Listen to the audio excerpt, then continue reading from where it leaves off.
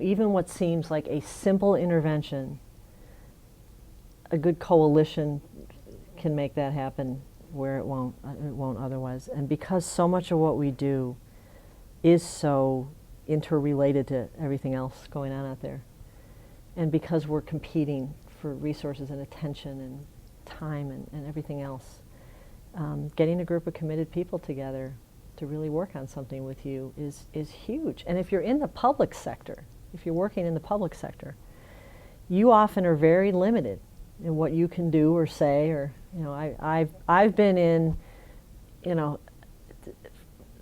moments where I had total freedom to go talk to legislators, testify. Nobody reviewed what I was going to say. To the extreme opposite, where I wasn't even allowed to drive by the building, because I might look at it sideways and convey something that somebody didn't want conveyed, and everything in between. And so, I sometimes get frustrated with my colleagues, but then I remember, no, they may be in a situation where there's simply nothing they can do about it. You can't, you want to take risks and speak out and do the right thing, and you might get fired, but boy, you don't want to get fired if you don't have to get fired, because people are depending on you to do these jobs, and sometimes you simply can't speak or act or do anything. Well, that's not the time to go out and say, hey, I need to build a coalition because I need you people to be my voice. It's way too late for that. You build it way back when, and you have it ready and mobilized and activated.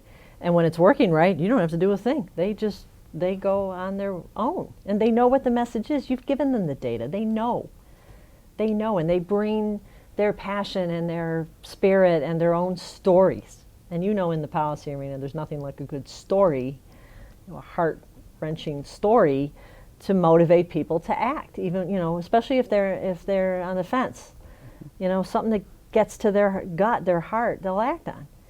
And we can't do that. I'm the state ATMCH director. I can't go in there and tell them some sob story. That's not my job. But that's what I have all these other people there for. And so if you do that right, they not only are helpful to you in the formulating of the ideas or coming up what's going to work in this community, but then, boy, when you want to move to action and get resources, they're indispensable. You can't do it without them.